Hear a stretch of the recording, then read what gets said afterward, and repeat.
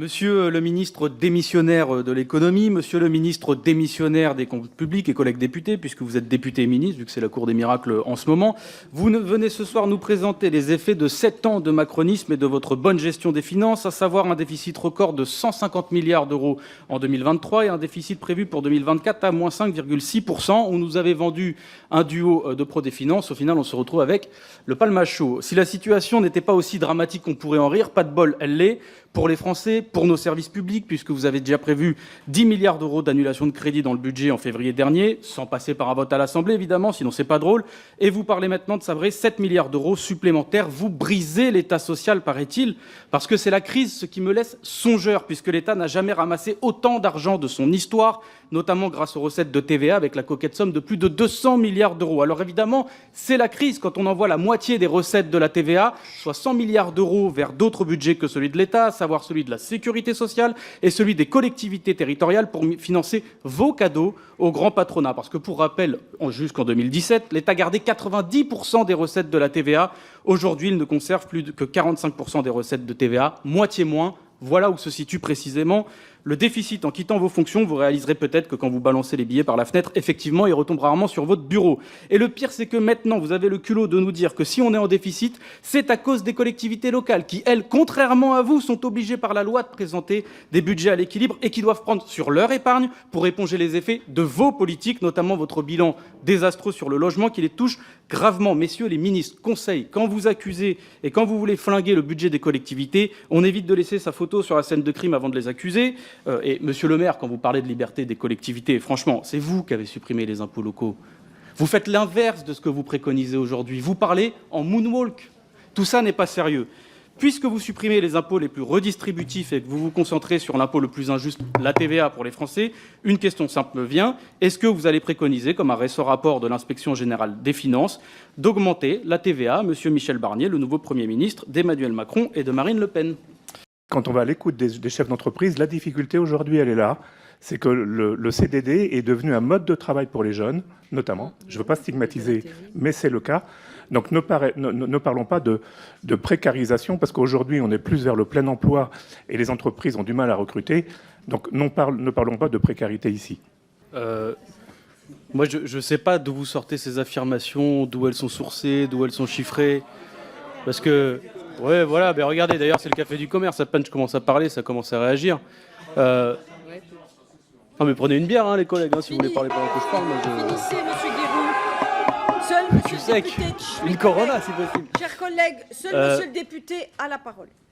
Pour les jeunes, un CDD, ce que ça veut dire, puisqu'on parle des jeunes et des CDD, hein, ça veut dire l'interdiction de beaucoup de choses. Quand vous êtes à Paris, que vous êtes en CDD, par exemple, pour trouver un logement, bon courage. Quand vous êtes en CDD, que vous voulez vous installer en couple, avoir des prêts bancaires, etc., bon courage. Donc non, c'est pas vrai que les jeunes recherchent des CDD. Ça, je ne sais pas d'où vous le sortez, en fait. Je ne sais pas d'où vous le sortez. Mais des entreprises. Moi, on entend ça, des entreprises. Mais quelle étude ? Parce que moi, je ne vous demande pas votre impression. Parce que votre impression ne m'intéresse pas, je suis désolé. Je me base sur des faits objectifs.